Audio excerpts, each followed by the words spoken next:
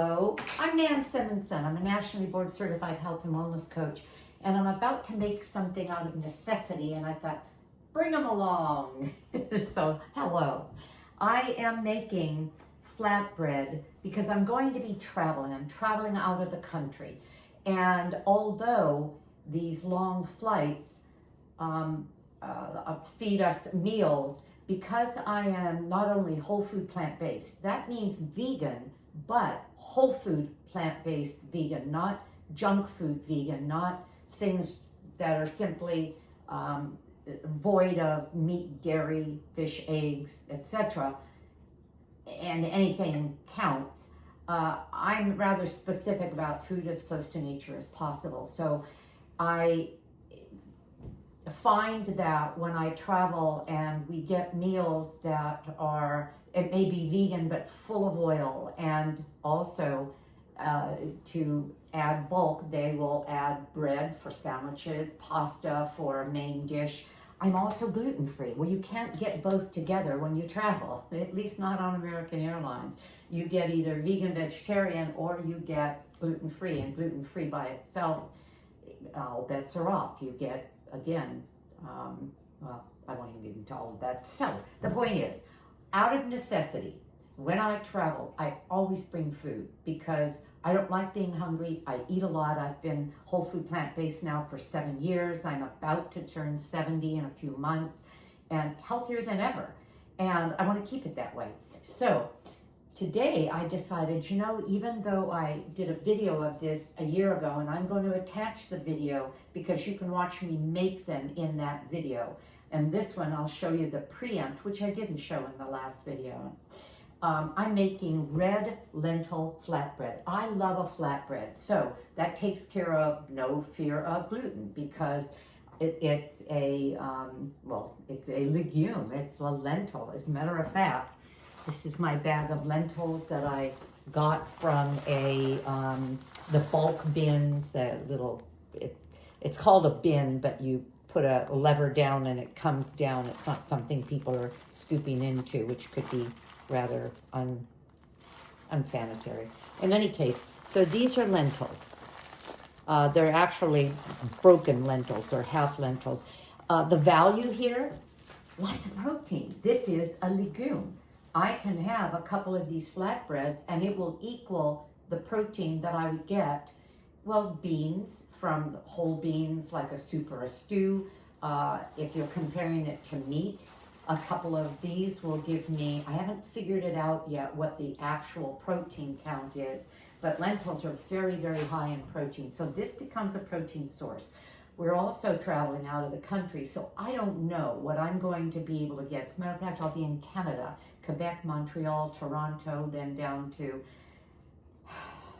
Niagara, and then down to Buffalo. I don't know what I'm going to get in all of these places, but for sure, in Canada, I'm going to get, especially where I'm going, a lot of French food. Well, I don't know what I'm going to be able to eat, so I'm going to be carrying these flatbread everywhere I go so that I can even order a sandwich, a salad, or a vegetable dish, and maybe even make my own little kind of taco meal out of the flatbread, adding the protein from that to whatever vegetables I can get or that we get served.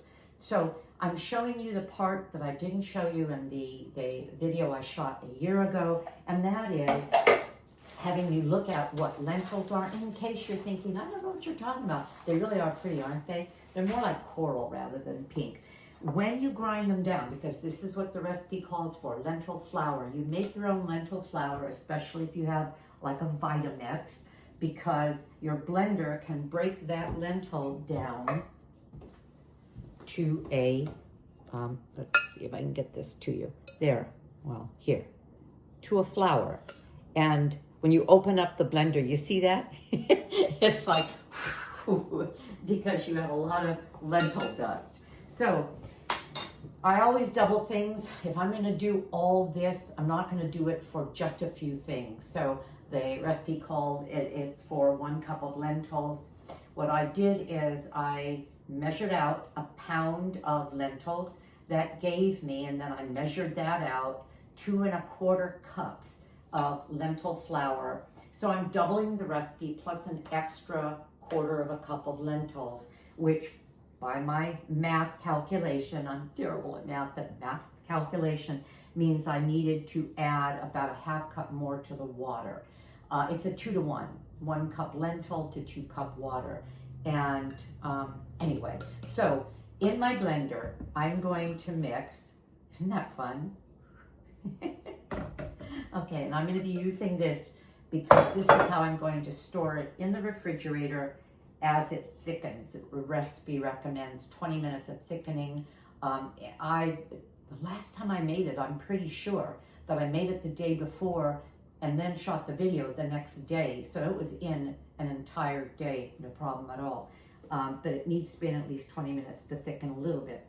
Okay, and then I'm putting in double the water. The recipe calls for 2 cups. I'm putting in 4 cups plus that extra 1/4 cup that I'm calculating gives me the same ratio that I would have if I were, anyway, of lentil to water. And then this is a flax egg. It's actually a couple of flax eggs. A typical flax egg is that, oh yeah, well what they've asked for is 2 tablespoons of, okay, typical flax egg is 1 tablespoon of ground flax to 2 tablespoons of water. Well, in this recipe it counts for, it calls for double that, 2 tablespoons to a 1/4 cup. Well, I doubled that, so I've got 4 tablespoons of ground flax. Just put it in an old coffee mill. Used to have that a long time ago. You can, if you grind flax, use it quickly if you're going for the omega-3 fatty acids. For example, this is going to be cooked.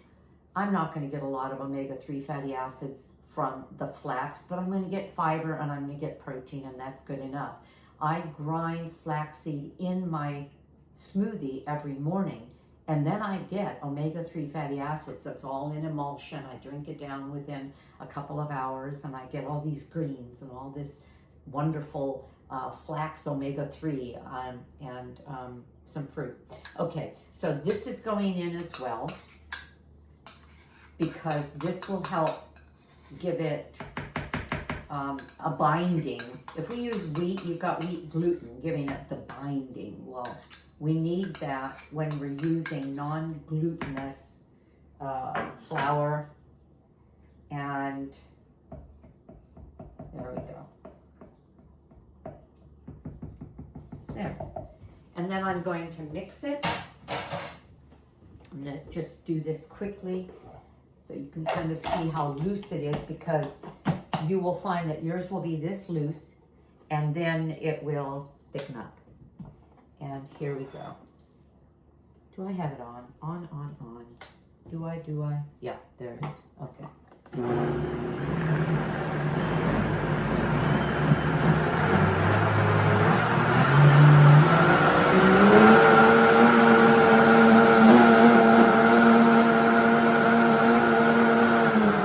I'm just going to make sure that there's nothing stuck to the sides. There really doesn't look to be anything, but sometimes you'll get a clump, and that clump can end up in your finished product, and you just don't want that. And then just a minute more.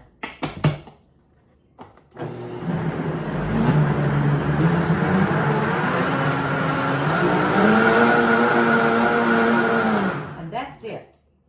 What I will put in the notes is the video link to the last time I did this, and you'll be able to watch me cook it, and the amount that I got for this pound of lentils, the number. Now, that may be variable because I'll probably do 6-inch flatbread. I may do a few that are 7-inch to give me a larger flatbread. I may do some that are really small so that I can put them in a little Ziploc baggie, a smaller Ziploc baggie, so I can have a stack of them on the airplane with me. I don't know, but I'll just give you an idea.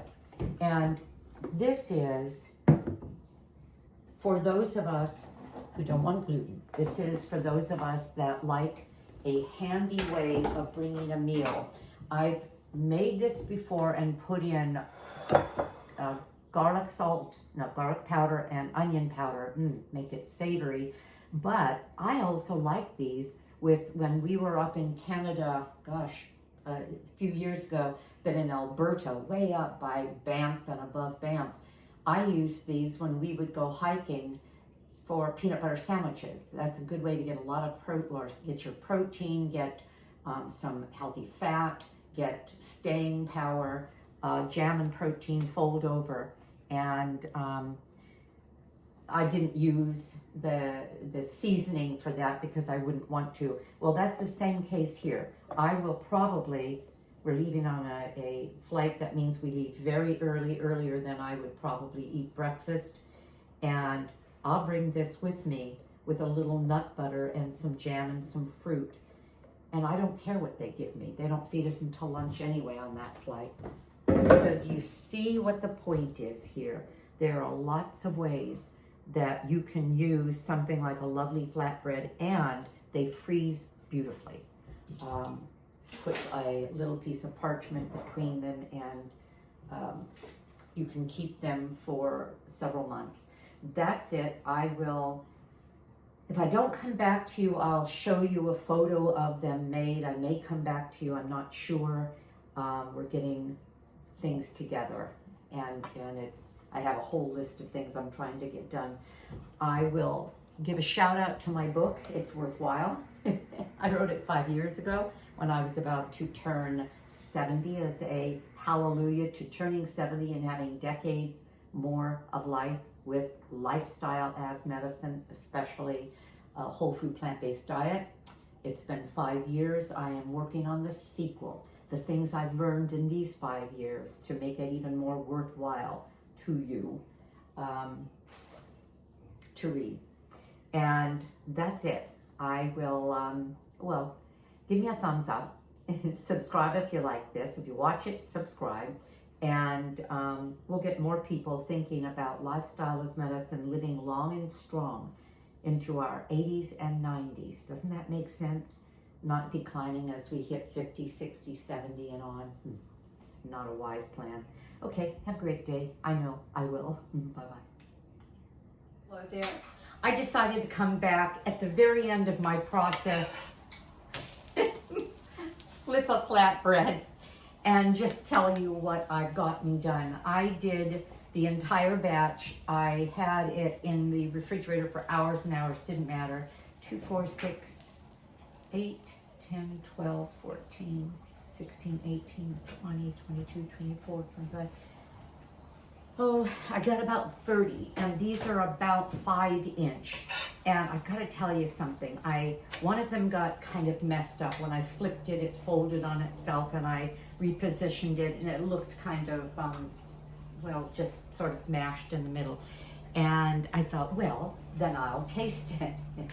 Let it cool a bit and tasted it. It was so good that I split it in half. It was one about this size, had half of it. And then I put some nut butter and some jam and ate it like that with some almond milk. I was in heaven. And we're going to dinner in like an hour. Anyway, these are good. They're worthwhile. It didn't take that long to make. I've had a very busy day getting ready for some travel. And I thought, I still have to cook these. And I think I got all this done in maybe, 30, 45 minutes. And the size was predicated on the size of my griddle. Instead of doing larger, I decided I wanted 6 per batch so that I could cook them, flip them, get them on a cooling rack and do it again and again and again. And 1, 2, 3, 4, 5, it was 5 griddles worth. And so, gosh, it was probably 6 minutes per griddle, something like that. You'll be able to tell because they will be, as a matter of fact, it's not even that hot yet, that's still on. They get bubbly and then you flip it over, but all of this is in the other video. I just wanted to let you know that this is very well worthwhile. I hope you have a great day. I know I'm going to, and I hope I see you again. Bye bye.